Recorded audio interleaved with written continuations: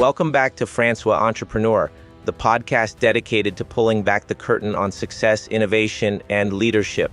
I'm your host, Davidson. Now, let me ask you a question. When you think of the greatest leader who ever lived, who comes to mind? For many, it's Jesus Christ. But forget for a moment the stained glass images. Think about the businessman. For nearly 30 years, significantly longer, and then his ministry, Jesus was a carpenter, a tradesman, a project manager. He was deeply embedded in the marketplace. In this episode, we're unlocking the profound, often overlooked lessons from the business life of Jesus. We'll show you how his time as a craftsman informed his leadership, his communication, and his selection of a powerhouse team. Stick with us, because the 4 principles we unpack today are absolutely essential for any modern entrepreneur looking to build a resilient, impactful enterprise.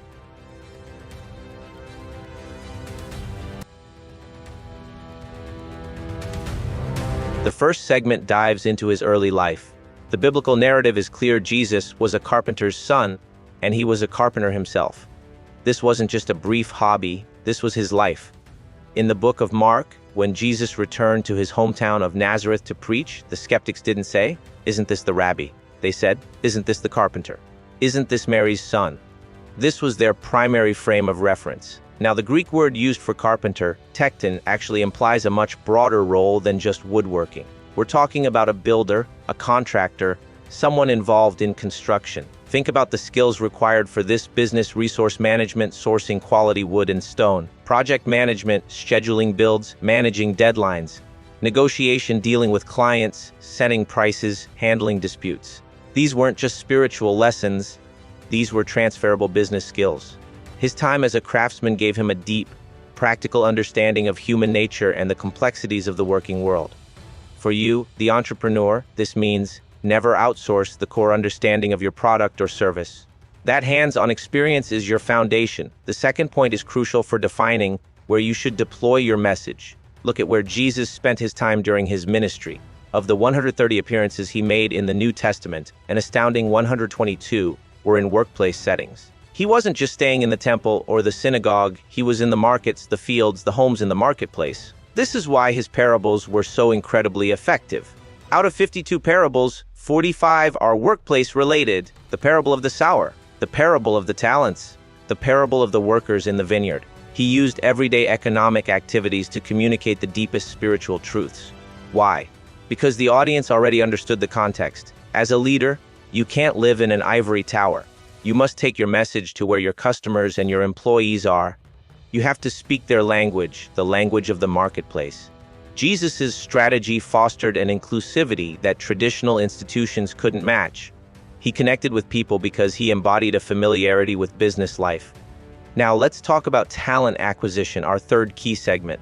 Think about how Jesus built his core team, his 12 disciples.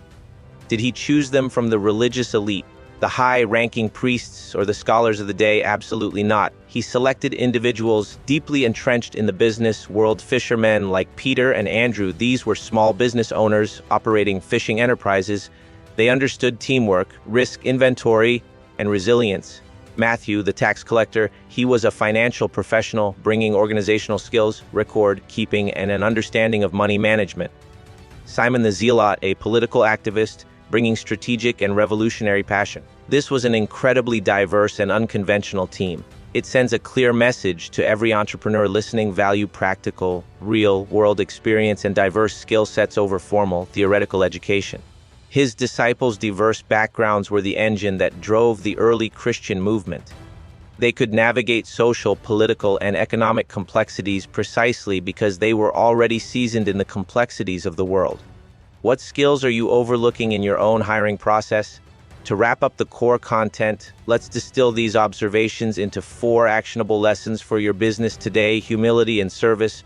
Jesus' carpentry background kept him grounded. This allowed him to connect with people from every social stratum. Lead with humility, connect through service. Adaptability. He used the marketplace as his forum, showing a brilliant ability to adjust his strategy to reach the broadest possible audience. Be willing to meet your market where it is, not where you wish it were. Value diversity. His selection of disciples proves the power of varied skills and backgrounds. In today's landscape, diversity isn't just a buzzword, it's a competitive advantage. Effective communication. He learned to communicate effectively with different clients and stakeholders, which translated into his crystal clear teachings. Simplify your message. Make complex concepts accessible and relatable. We've peeled back the layers today, moving beyond the spiritual to reveal Jesus Christ as the ultimate marketplace leader. He was a tradesman, an unparalleled communicator, and a strategic team builder. The lesson is this: your work is your ministry. The place where you spend most of your time, your business, your office, your factory floor, is not just a backdrop for your life, it is the proving ground for your leadership. The skills you learn outside of a classroom, humility, negotiation, resourcefulness, are the very skills that will define your success as an entrepreneur. The most enduring movements start with practical wisdom.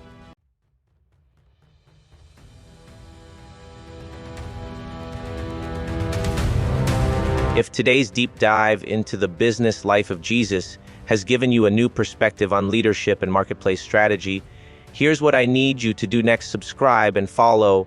Hit that subscribe button on Apple Podcasts, Spotify, or wherever you listen.